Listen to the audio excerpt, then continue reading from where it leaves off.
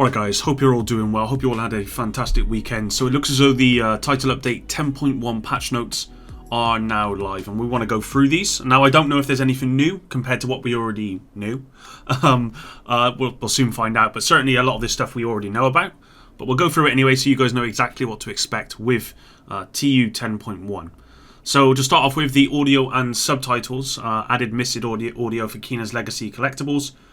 You can find more information regarding the delay here. Maybe we'll come back to that towards the end.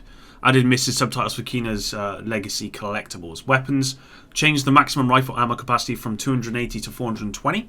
I like this change because not that I find very often that I run out of rifle ammo, but there are times where it kind of gets a bit low. So it's always good to have more ammo. Although maybe they should apply this to also all the other weapons within the game. Gear, Forge, shield health bonus increased from plus 10% to plus 50%. So that's a huge buff there to the Forge named holster. Gear sets, Foundry Bulwark, free piece gear set bonus. Armor regen lowered from 3% to 1% and added 50% shield health. And we've talked about this before. The reason they've done this is because they want Foundry Bulwark to be a shield kind of tank gear set.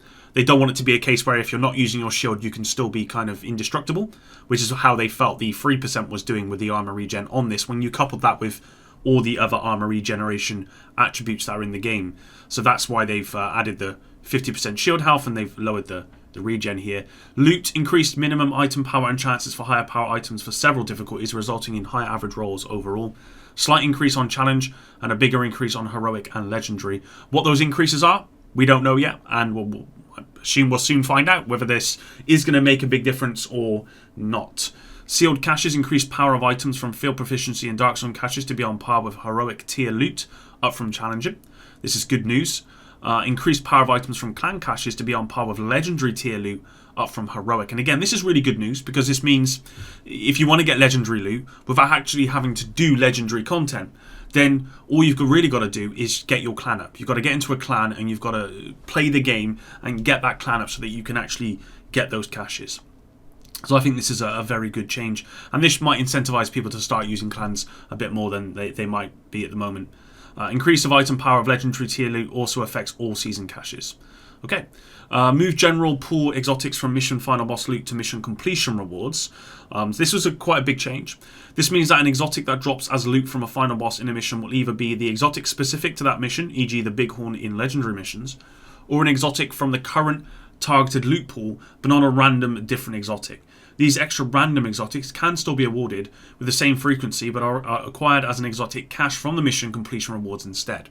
So this is a good change because it means that the chances are that if an exotic drops from a boss themselves, it's going to be either the exotic specific to that mission, like the bighorn here, or somewhere else, or it's going to be targeted loot. So that's a good change. Skills, Chem Launcher, Reinforcer Repair Overtime Strength increased by 11%. So that's quite a big buff there to the Repair Overtime Strength on that Reinforcer. Reinforcer Ammo lowered from 3 to 2 at Skill Tier 0. Reinforcer now gains plus 1 ammo at Skill Tier 4. Firestarter Base Ammo lowered from 2 to 1. Firestarter now gains plus 1 ammo at Skill Tier 4. Riot Foam now gains plus 1 ammo at Skill Tier 4, and Oxidizer now gains plus 1 ammo at Skill Tier 4. That is quite the mouthful there. And what you can see they're doing here is basically they're trying to not award players who are at Skill Tier 0 with good skills, but they're trying to award people that go certainly over Skill Tier 4 with better skills.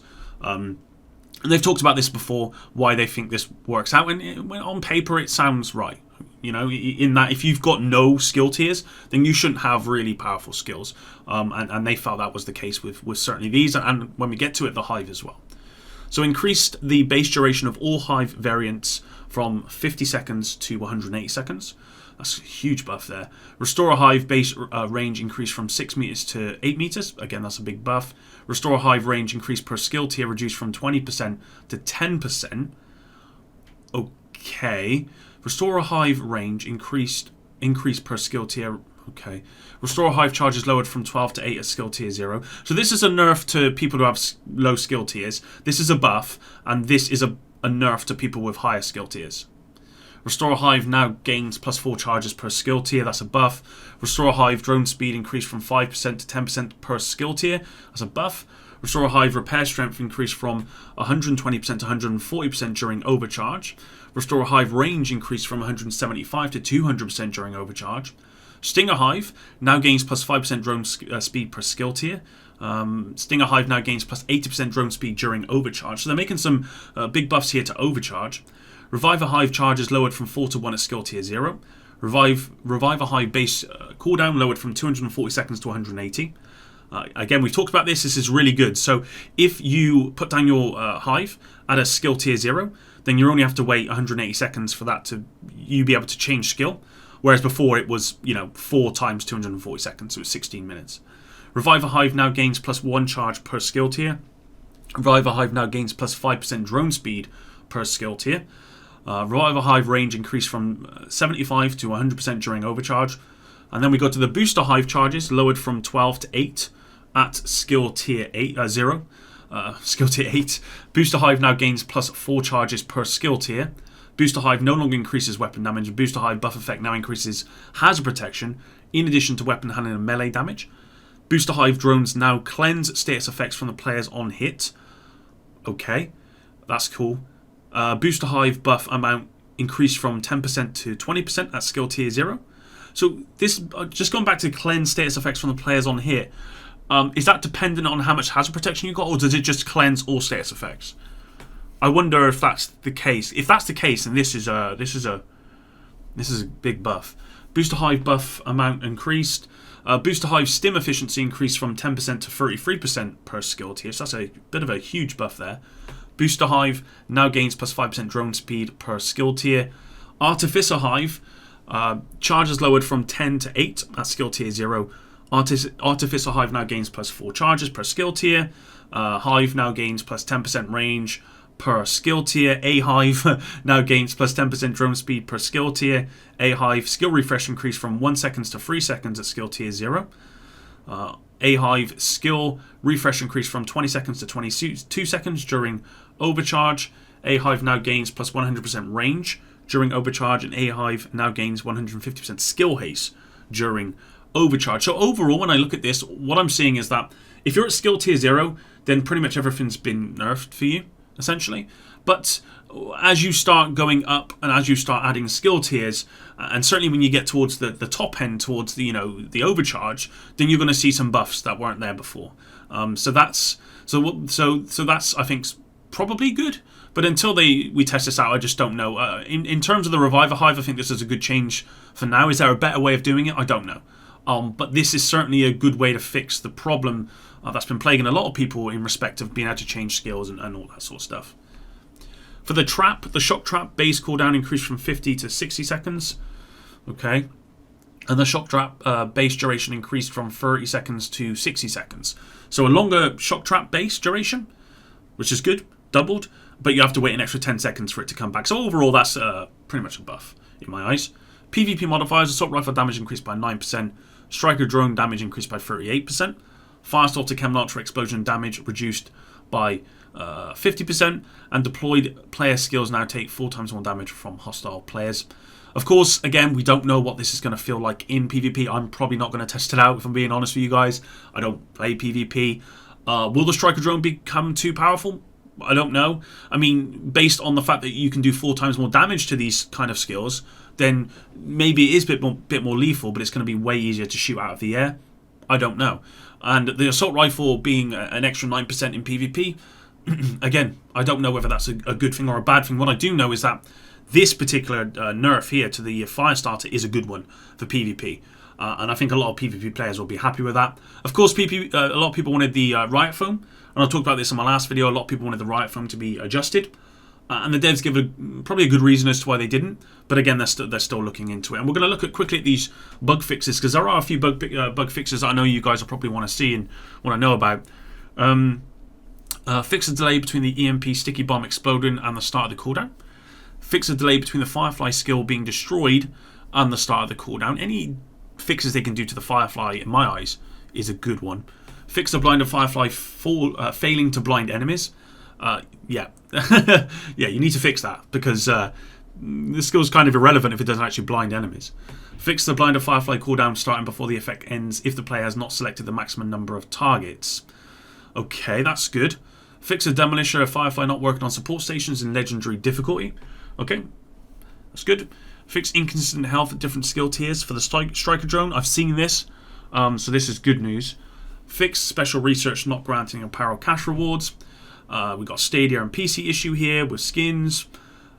This is the big one. Fix an issue causing Keena's Defender drone to become invulnerable when affected by a jammer pulse. I've seen that. A lot of people have got stuck on Keena as a result of this. Fix the Eliminate Gardens with another Gardens explosion challenges not completing in the Guardian Global event.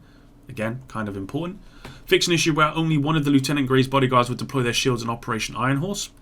Hey, that's makes that part of the Iron Horse raid a little bit easier. Fix an issue where players could spawn inside closets in Operation Iron Horse. Instances of robotic NPC voices. Missing image of the Thermite outfit in the in-game rewards menu. Termite League activities appearing as completed under certain circumstances. Several crafting materials not being shared when purchasing the material sharing perk. Fix an issue that would allow players to spawn another Javier Kajika if defeated very quickly. That's a pretty old bug, I believe. We got this one. Fix an UI only issue on the Trauma Specialist talent where it states required but gives no further context. Okay. Fix missing leaderboards in the base of operations and Haven. Okay, good. Fix FPS drop when opening multiple leaderboards. Fix duplicate clanmates. The inability to remove facial hair at the barber. Incorrect text being displayed for the crafting material cache and season reward previews. Incorrect gear skill ranges being displayed in the Royal Tier crafting bench upgrade blueprints. Fix an issue where some brand raid and other gear crafting materials would not shared even if the material sharing perk was purchased. And here's all the things here: Walker and Harris, Ironworks base materials, Borok alloy, Future fabric, system corruption data core, Strikers battle gear plating, and Eclipse protocol membrane. So there we go, guys. I don't think there's anything really new here that we didn't know about. I thought there might be some. I mean, obviously, like the Artificer Hive, and I think the Booster Hive we didn't know about. No, probably no. The Restore Hive we didn't know about as well. I don't believe we didn't. I didn't know about the Chem Launcher stuff here really that much. So yeah, most of the stuff we already knew about. Some of the stuff we didn't. Of course, now we're just waiting for TU11, and I'm optimistic that's actually coming in August, towards the end of August. We don't know what's going to be included in that, but we'll probably hear more about that soon. Overall, for me, obviously the biggest change here is this.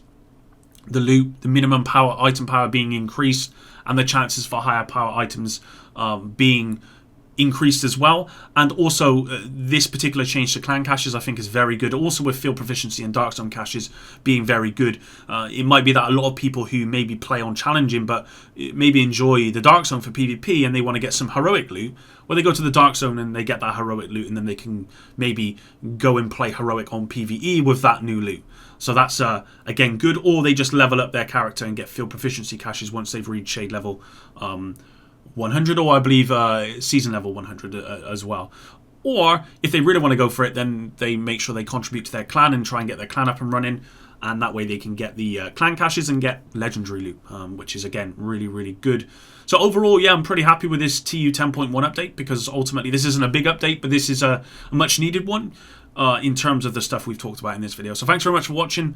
I'll probably have a video on Wednesday talking again about TU11. It'll be part 3 of my TU11 kind of things that we want as a community. So make sure you're tuned into that one. Of course, if we do get any news in the meantime, then I'll be sure to cover it. But until our next one, guys, Epic out.